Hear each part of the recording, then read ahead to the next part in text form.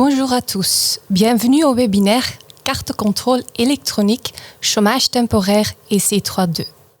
À partir du 1er janvier 2025, l'utilisation de l'EC32 sera généralisée, ce qui signifie que chaque travailleur devra utiliser la carte contrôle électronique chômage temporaire.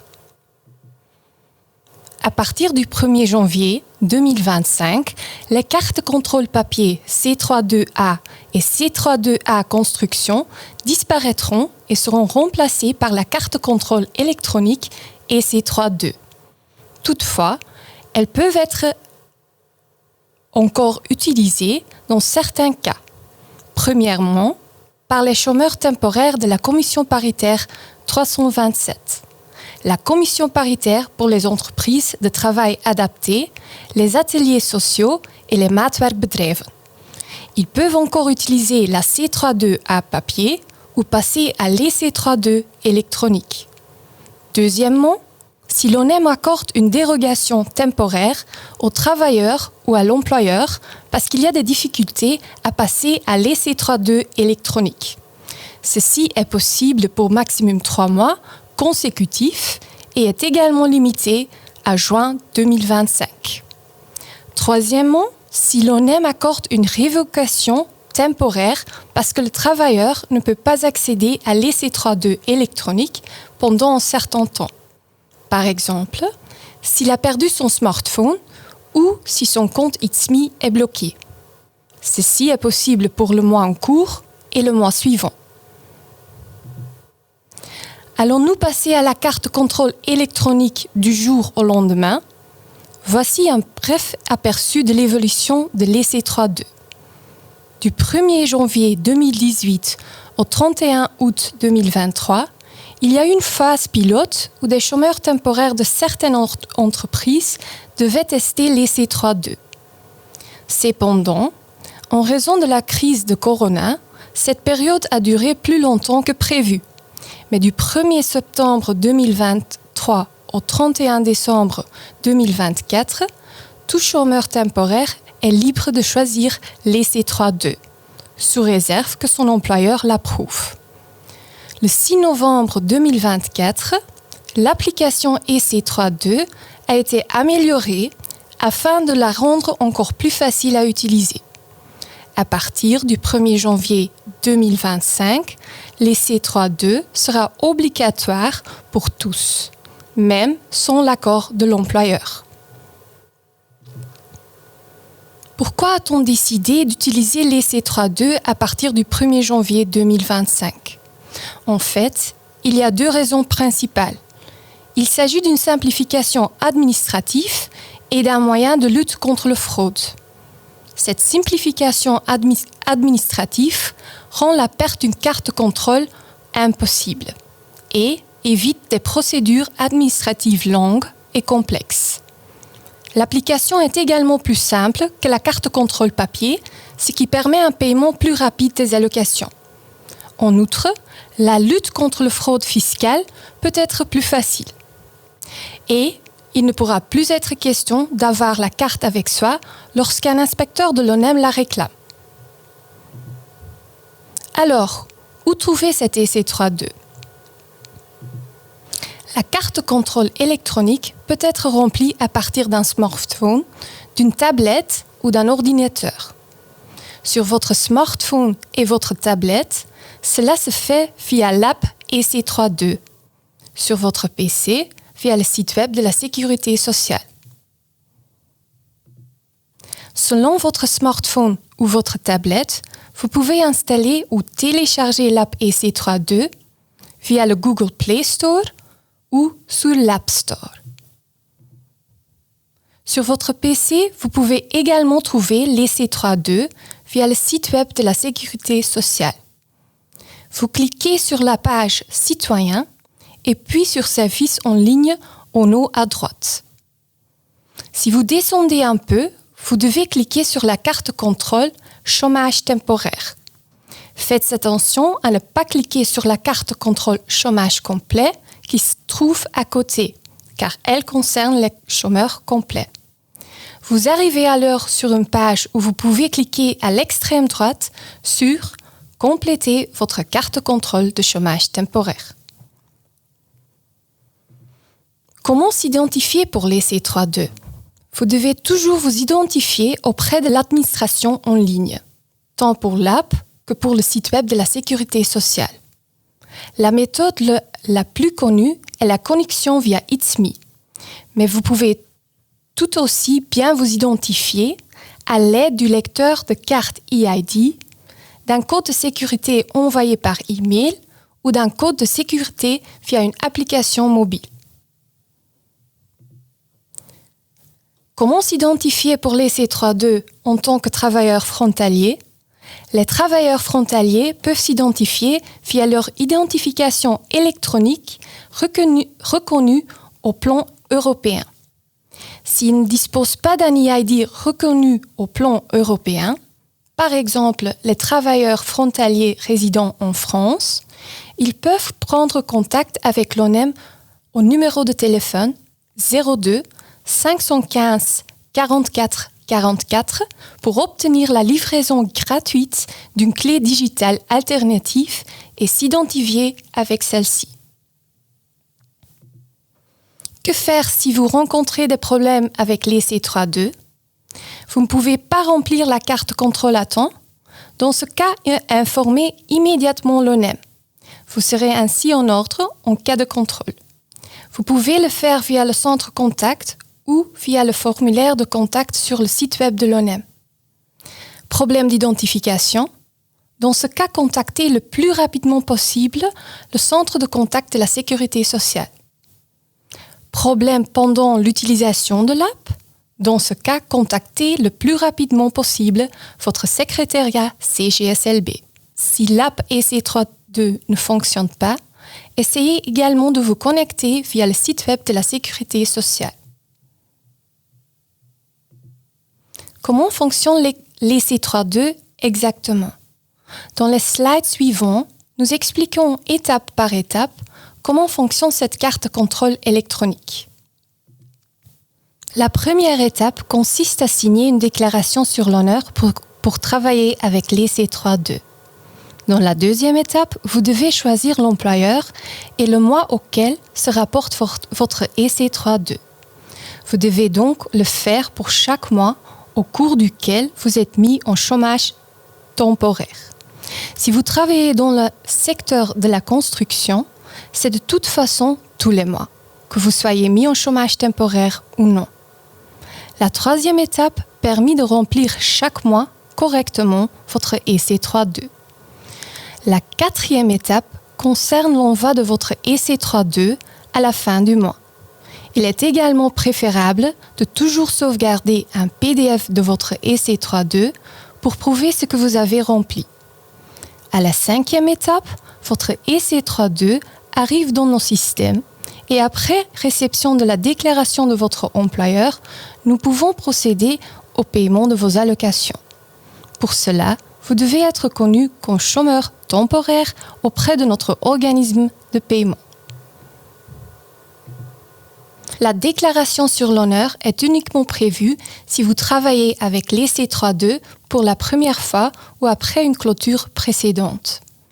La partie centrale de la déclaration n'est plus correcte, car à partir du 1er janvier 2025, les C32 est obligatoire pour tout chômeur temporaire, que l'employeur ou le secteur soit d'accord ou non. En acceptant la déclaration sur l'honneur, vous vous engagez à travailler exclusivement avec les C32 à l'avenir. Pour ce faire, vous devez également choisir un mois de départ dans la liste. Pour le moment, vous pouvez choisir le mois en cours ou le mois suivant et à partir de février 2025, également le mois précédent. Par exemple, si vous êtes mis en chômage temporaire en janvier 2025 et si vous signez votre déclaration sur l'honneur en février 2025, vous pouvez choisir entre janvier 2025, le mois précédent, février 2025, le mois en cours et mars 2025, le mois suivant. Quand vous êtes mis en chômage temporaire en janvier, le seul choix correct est janvier 2025. Vous couchez tout en bas de la page que vous confirmez le mois choisi et que vous acceptez de travailler avec l'EC32 à partir de ce moment-là. Lorsque vous cliquez sur « Suivant », votre déclaration sur l'honneur est signée. À l'étape suivante, vous verrez apparaître vos employeurs. Le nom de votre employeur peut parfois être différent de ce que vous attendez, parce que certains employeurs ont plusieurs noms de société, mais le numéro de la société devrait être le même. La période d'emploi peut également être plus courte de ce que vous attendez, mais il s'agit simplement de la période de votre dernier contrat avec cet employeur. Par exemple, si vous travaillez par intérim, il peut s'agir de votre dernier contrat hebdomadaire ou journalier. Vous devrez donc d'abord cliquer sur l'employeur auprès duquel vous êtes mis en chômage temporaire. Vous verrez ensuite apparaître un certain nombre de mois. Cliquez sur le mois au cours duquel vous êtes actuellement mis en chômage temporaire pour créer et remplir un EC32 pour ce mois. Si vous avez plusieurs employeurs, il vous suffit de cliquer sur l'employeur ou les employeurs chez qui vous êtes mis en chômage temporaire ce mois-ci. Si vous n'êtes pas mis en chômage temporaire chez l'un de vos employeurs ce mois-ci, vous ne devez pas non plus créer un EC32 pour cet employeur. Si vous travaillez dans le secteur de la construction, vous devez créer un EC32 pour chaque mois. Que vous soyez mis en chômage temporaire ou non chez cet employeur du secteur de la construction. N'oubliez pas non plus d'indiquer vos jours de travail chez d'autres employeurs sur votre EC32.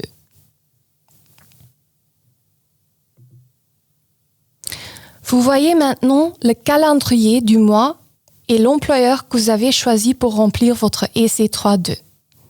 Au début du mois, tous les jours sont vides, ce qui signifie qu'ils sont marqués comme chômage temporaire. Vous ne devez commencer à remplir le calendrier de votre EC32 qu'à partir du premier jour de chômage temporaire du mois. Alors, si vous n'avez rien fait d'autre le premier jour de votre chômage temporaire, laissez ce jour vide. Si vous travaillez dans le secteur de la construction, vous devez remplir le calendrier de votre EC32 à partir du premier jour du mois et non à partir du premier jour de chômage temporaire. Vous devez adapter quotidiennement les jours où vous n'êtes pas ou pas seulement mis en chômage temporaire. Vous cliquez sur le jour concerné et ensuite sur « Adapter les jours sélectionnés ». En principe, vous devez le faire le jour même que vous voulez adapter et pas plus tard. Le jour sur lequel vous cliquez prend de la couleur. Si vous avez cliqué sur un jour incorrect, cliquez à nouveau sur ce jour pour annuler votre sélection. Vous pouvez également cliquer sur « Annuler la sélection des jours ». Après avoir cliqué sur « Adapter les jours sélectionnés », vous verrez apparaître une liste de situations à choisir à droite du calendrier. Cliquez sur la situation qui s'applique à ce jour. Une légende à côté du calendrier explique les différentes situations que vous pouvez indiquer. Par exemple, travail chez l'employeur ou ailleurs que chez l'employeur, vacances, etc. S'il s'agit d'une situation de travail, n'oubliez pas d'indiquer ce travail sur votre EC32 avant de commencer à travailler. Après avoir cliqué sur la situation correcte, vous devez également la sauvegarder. Le jour adapté recevra alors la couleur ou le symbole de la situation que vous avez choisie. Si vous avez fait une erreur remplissant votre EC32, vous pouvez corriger la situation pour les jours concernés si vous n'avez pas encore envoyé l'EC32 pour le mois en question. Il vous suffit de sélectionner ce jour, de l'adapter, d'expliquer clairement pourquoi vous modifiez la situation et de la sauvegarder. Cela vaut tant pour les jours que vous avez sauvegardés vous-même que pour les jours précédents qui étaient vides et que vous souhaitez modifier à présent. Attention, l'ONEM sera informé des adaptations que vous avez apportées et cela peut avoir une incidence sur vos allocations. Vous pouvez toujours consulter les corrections que vous avez apportées en cliquant sur la bulle de texte en haut à droite de votre calendrier. La dernière étape consiste à envoyer votre EC3-2 pour le mois où vous êtes mis en chômage temporaire. Il se peut que vous ne voyez pas encore le bouton d'envoi puisqu'il apparaît uniquement à la première date d'envoi possible. La première date d'envoi est l'un des derniers jours du mois et elle est indiquée sur votre calendrier. Une fois que vous avez envoyé la carte, vous recevrez une confirmation et aurez la possibilité de télécharger une dernière fois le résumé PDF de votre EC3-2 pour le mois envoyé. Il est préférable de le faire avant afin de pouvoir prouver ce que vous avez rempli sur votre EC3-2. Nous pouvons uniquement recevoir votre déclaration sur l'honneur et vos EC3-2 si vous êtes connu comme chômeur temporaire auprès de notre organisme de paiement. Nous vous demandons donc de bien vouloir vous présenter auprès de votre secrétariat CGSLB dans les cas suivants. Vous demandez des allocations de chômage temporaire pour la première fois auprès de la CGSLB. Vous avez changé d'employeur. Vous étiez en chômage temporaire chez votre employeur il y a plus de 3 ans. Vous êtes âgé de 65 ans ou plus. Vous avez déménagé ou votre numéro de compte a changé. Dès que nous avons aussi reçu la déclaration de votre employeur, nous pouvons payer vos allocations sur la base de votre EC3-2 et la déclaration de votre employeur. Avez-vous besoin d'aide ou d'informations plus détaillées? Nous vous invitons à consulter notre site web et notre nouvelle brochure. Le site web de l'ONEM contient également de nombreuses informations utiles et bien sûr, vous pouvez toujours contacter votre secrétariat CGSLB.